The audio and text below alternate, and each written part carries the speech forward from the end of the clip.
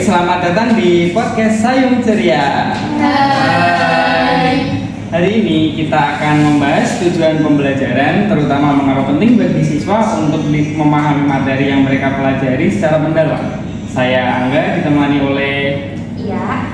dan narasumber kita Kak Yogi. Hai semuanya.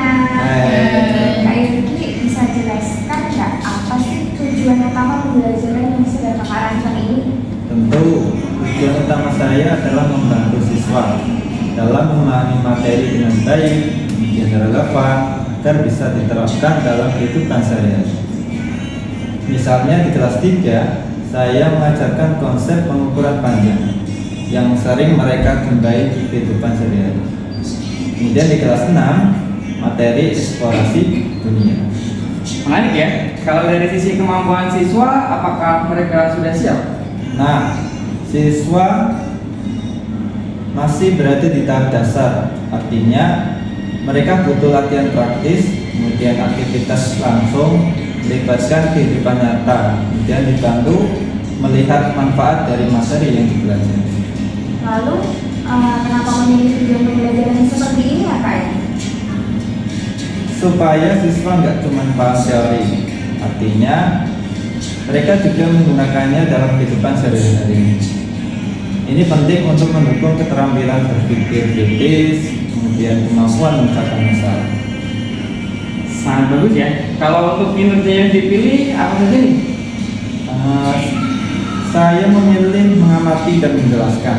Artinya, siswa akan diminta mengamati konsep yang mereka pelajari, kemudian menjelaskannya dengan kata-kata mereka sendiri. Wah, bagus banget ya Kak ya. Terakhir, kriteria apa sih yang kakak gunakan untuk menilai kemampuan mereka? Untuk menilai kemampuan mereka, saya menggunakan dasar 3 hal. Yang pertama, apakah mereka bisa mengidentifikasi konsep utama, kemudian mengaitkannya dengan kehidupan nyata, yang terakhir menjelaskannya kembali dengan bahasa mereka sendiri. Terima kasih banyak Kak Yogi atas penjelasannya. Semoga siswa-siswanya makin paham dan terampil. Amin. Terima kasih kembali Kak Angga.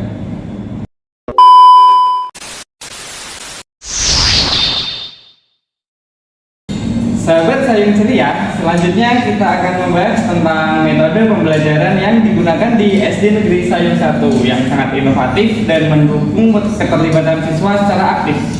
Di sini sudah ada Mbak Vina yang akan berbagi informasi. Selamat bergabung Mbak Vina. Baik, terima kasih. Saya senang bisa berbagi informasi di sini. Mbak Vina, bisa dijelaskan nggak sih lebih lanjut tentang metode pembelajaran yang sering digunakan di SD Sayung 1 itu gimana?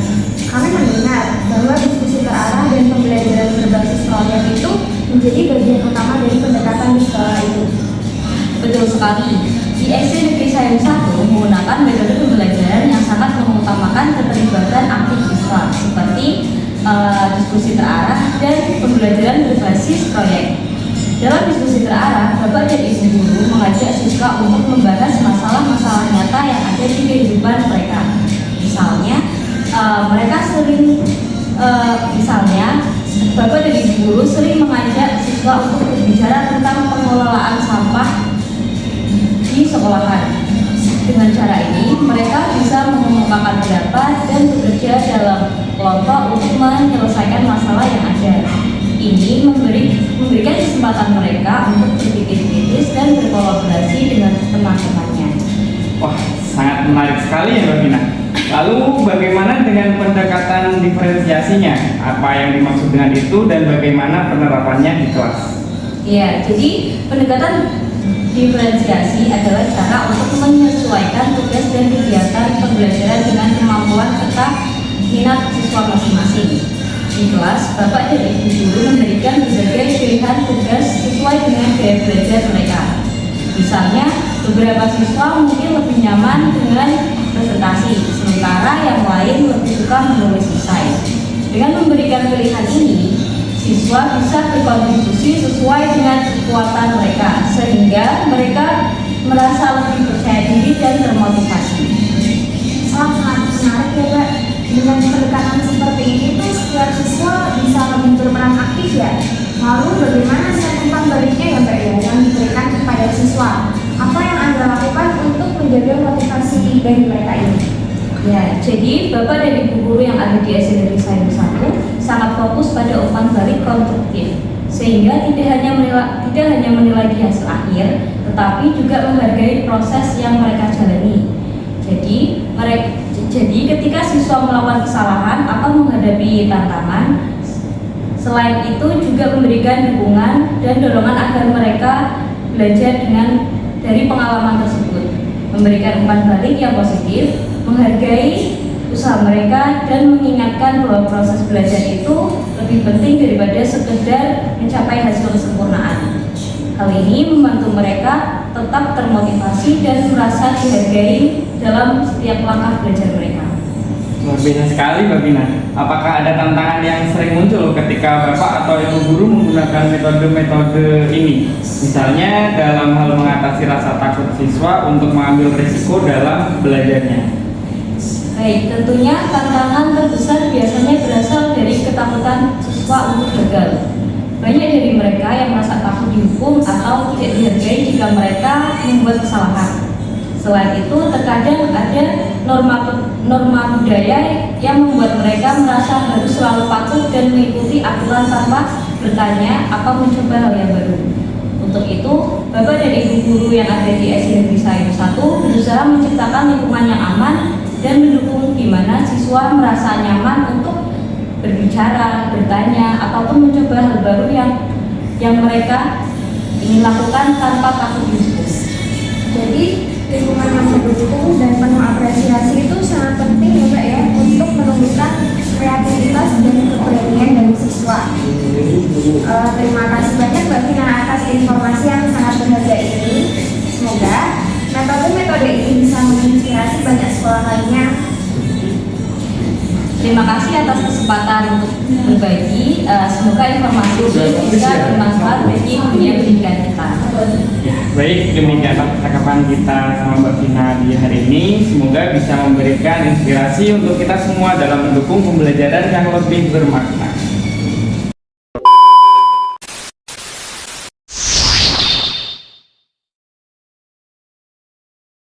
Langsung saja ya Kak Yuki, bagaimana caranya siswa bisa terlibat dalam mengeksplorasi ide besar dan pertanyaan penting di kelas?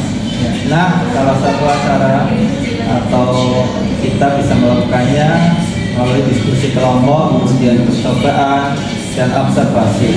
Dalam aktivitas ini, siswa diajak berpikir kritis, kemudian mereka bisa mengajukan pertanyaan, mencoba menjawab dan menganalisis hasil dari apa yang mereka lakukan. Seru banget ya. Jadi siswa tidak hanya duduk mendengarkan, tapi aktif mengeksplorasi juga ya. Betul sekali, aktivitas seperti ini membuat mereka lebih terlibat, kemudian mereka bahwa pelajaran itu relevan dalam kehidupan mereka. Lalu kalau untuk menunjukkan kemampuan puncak mereka, kegiatan belajar apa yang menurut Kak Yogi cocok dilakukan? Menurut saya, kegiatan yang perlu dilakukan untuk meningkatkan kemampuan puncak mereka, bahwasanya saya suka memberikan proyek akhir atau presentasi. Siswa bisa mempresentasikan pemahaman mereka atau membuat karya yang menunjukkan bagaimana mereka menerapkan konsep yang sudah dipelajari. Dengan cara ini, kita bisa melihat pemahaman mereka secara mendalam. Wah, ide yang luar biasa ya Kak ya. Kalau untuk pekerjaan rumah, apakah ada tugas yang bisa memperdalam pemahaman dari siswa? Pastinya ada. Misalnya, saya memberikan tugas observasi di lingkungan sekitar mereka, seperti mencatat perubahan yang mereka lihat atau mengumpulkan data. Selain itu, saya juga kadang minta mereka melakukan percobaan sederhana atau membuat jurnal refleksi di rumah. Ini membantu mereka untuk terus belajar meskipun sudah di luar kelas. Menarik sekali, terima kasih banyak Kak Yogi atas sharingnya. Banyak sekali ide yang bisa diterapkan di kelas. Sama-sama Kak Angga, semoga bisa bermanfaat bagi kita semua.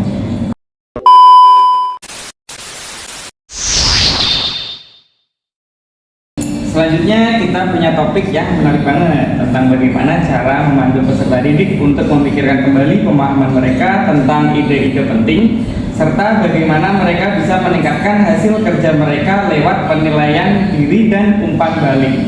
Kita juga akan membahas tentang pentingnya refleksi dalam pembelajaran. Betul banget. Dan untuk membahas ini lebih dalam, narasumber kita kali ini ada Mbak Iin. Kita langsung aja ya. Pertanyaan pertama nih, menurut kakak itu bagaimana sih cara kita memandu peserta didik untuk memikirkan kembali pemahaman mereka tentang ide-ide penting dalam pembelajaran? Nah, menurut saya, untuk memandu peserta didik berpikir kembali tentang ide-ide penting, hal pertama yang dapat guru lakukan adalah menciptakan suasana pembelajaran yang menarik dan mengundang mereka untuk berpikir kritis.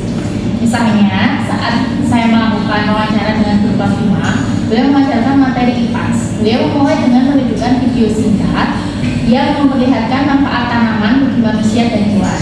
Setelah itu, guru mengajak peserta didik untuk berdiskusi dalam kelompok kecil. Kemudian guru bertanya, apa manfaat yang kamu ketahui dari tanaman? Dengan cara ini, mereka tidak hanya menerima informasi secara pasif, tetapi mereka diajak untuk berpikir lebih mendalam dan melihat ide-ide tersebut dari berbagai sudut pandang. Ini juga melatih keterampilan berpikir kritis dan berkolaborasi peserta didik. Wah, itu pasti sangat menyenangkan dan membuat peserta didik lebih aktif ya Kak. Lalu setelah mereka berdiskusi dan mendapatkan banyak ide, bagaimana caranya agar mereka bisa memperbaiki atau meningkatkan produk dan pertunjukan mereka, terutama setelah mereka menerima umpan balik dan melakukan penilaian diri. Nah, jadi setelah peserta didik selesai membuat produk, seperti contohnya poster atau karya lainnya, guru mengajak mereka untuk menilai pekerjaan mereka sendiri terlebih dahulu. Misalnya waktu itu di kelas 6, setelah mereka membuat poster tentang menjaga lingkungan, guru memberikan rubrik penilaian sederhana. Mereka diminta untuk menilai seberapa baik karya mereka berdasarkan rubrik tersebut. Setelah itu, mereka mendapatkan umpan balik dari teman sekelas dan guru. Dengan cara ini, mereka bisa melihat kelemahan dan kekuatan karya mereka. Mereka kemudian diberi kesempatan untuk merevisi karya mereka berdasarkan umpan balik yang diterima. Proses ini sangat membantu mereka untuk belajar bahwa revisi dan perbaikan adalah bagian dari proses pembelajaran yang sangat penting. Wah, menarik banget ya. Jadi selain untuk meningkatkan kualitas karya, mereka juga belajar untuk menerima umpan balik dan menggunakannya untuk perkembangan ya. Nah, berbicara soal refleksi, bagaimana cara agar peserta didik itu dapat lebih merenungkan pembelajaran dan pikiran mereka secara lebih mendalam? Oke, refleksi itu penting banget ya Mbak ya. Salah satu cara untuk mendorong peserta didik untuk merenungkan pembelajaran mereka adalah dengan mengajukan pertanyaan-pertanyaan reflektif setelah pelajaran. Seperti contohnya, apa yang kamu pelajari hari ini? Atau apa yang paling sulit untuk dipahami dan bagaimana kamu mengatasinya? Selain itu, guru juga bisa meminta mereka untuk menulis jurnal pembelajaran atau membuat portofolio yang bisa mereka lihat lagi setelah beberapa waktu. Ini membantu mereka untuk menyadari bagaimana mereka berkembang. Selain itu, diskusi dengan teman-teman sekelas juga sangat bermanfaat karena mereka bisa saling berbagi pengalaman dan saling memberi umpan balik. Dengan demikian, mereka lebih sadar akan kekuatan dan kelemahan mereka dan terus termotivasi untuk memperbaiki diri. Keren banget ya. Jadi refleksi itu bukan hanya tentang menilai diri sendiri, tapi juga tentang berpikir kritis terhadap proses belajar yang sudah dilalui. Itu yang membuat mereka bisa tumbuh dan berkembang. Iya, benar sekali. Dan ini juga jadi contoh yang sangat baik ya untuk kita semua, baik sebagai guru maupun sebagai peserta didik. Kita bisa belajar banyak dari cara-cara yang bisa guru terapkan dalam pembelajaran di kelas sehari-harinya.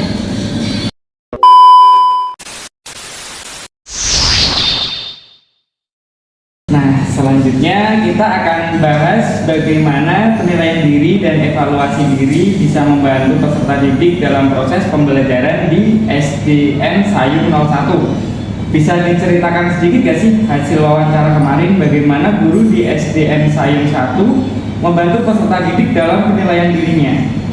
Baik, di kelas guru itu di SDN Sayung 1 memberikan rubrik penilaian yang jelas. Misalnya saat membuat poster tentang lingkungan, guru memberi kriteria seperti informasi lengkap dan kreativitas. Peserta didik bisa menilai diri mereka sendiri, menerima umpan balik, dan diberi waktu untuk merevisi tugas mereka.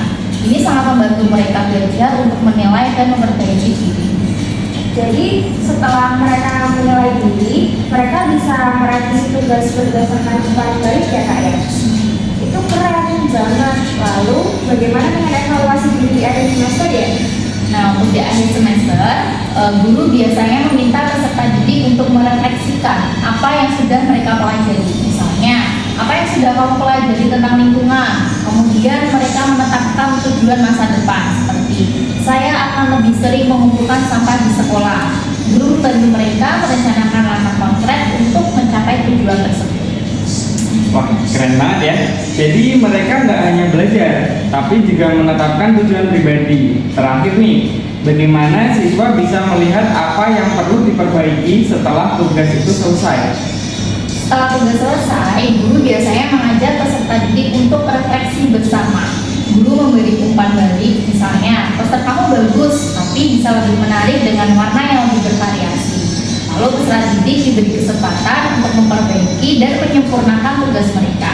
Proses ini sangat membantu mereka melihat kekuatan dan area yang perlu ditingkatkan. Wah, menarik sekali ya Kak Mimin. Jadi siswa lebih mandiri dalam belajar ya. Semoga apa yang dibagikan Kak Mimin bisa jadi inspirasi buat pendidik dan calon pendidik di luar sana ya.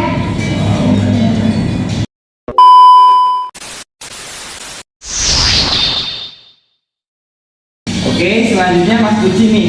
Pertanyaan pertama kita, gimana sih caranya untuk mengakomodasi berbagai kebutuhan perkembangan kayak belajar, pengetahuan sebelumnya, dan minat peserta didik, tapi tetap memastikan tujuan pembelajarannya itu tetap tercapai? Wah, pertanyaan yang sangat bagus ya.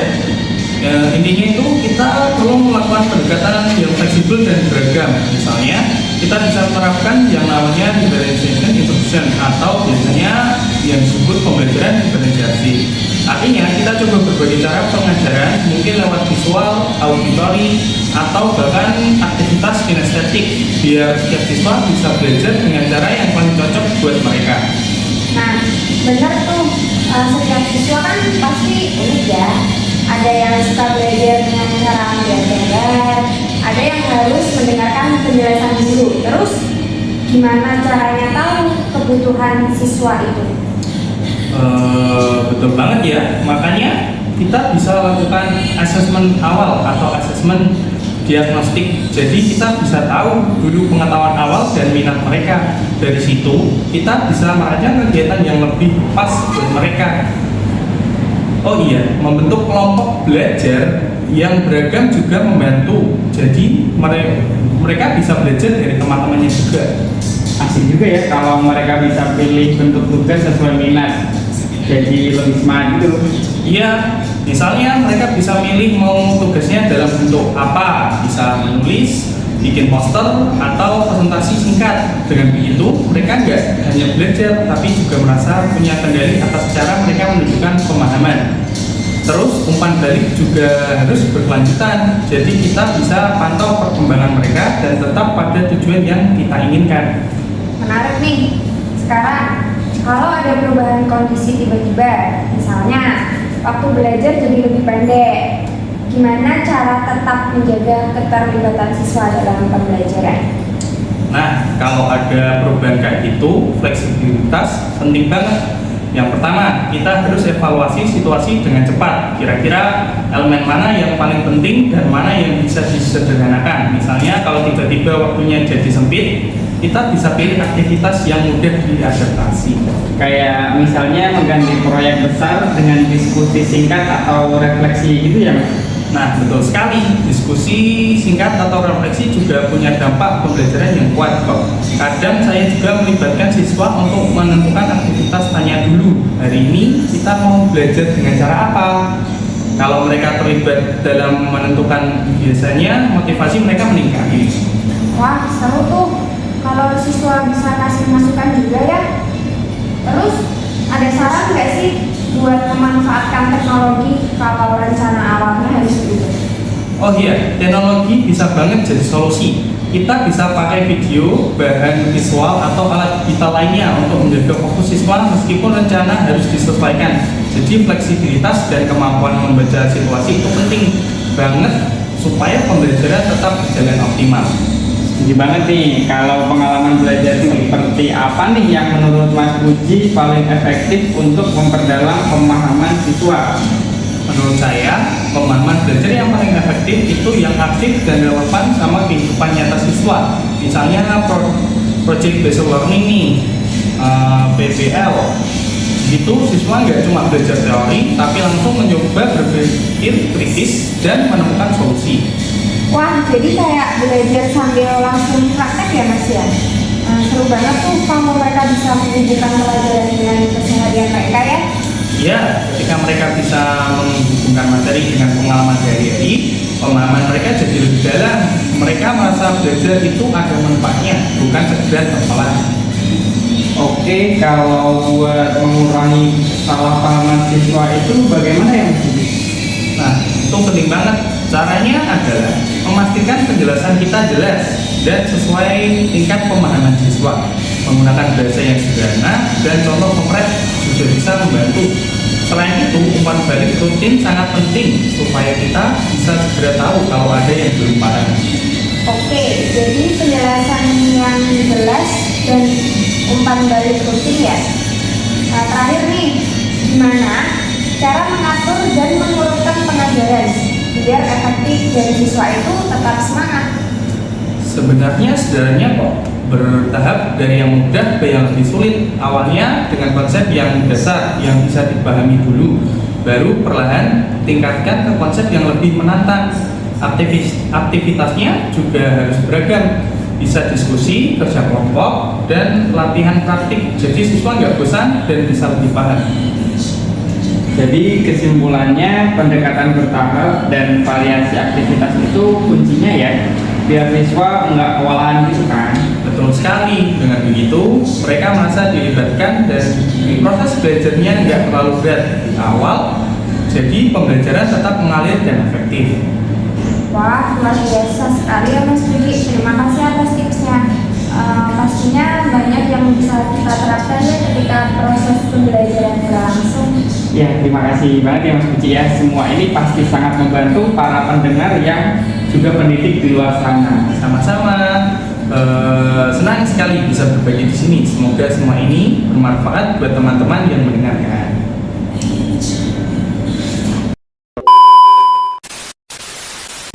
Terima kasih sudah mendengarkan episode podcast hari ini.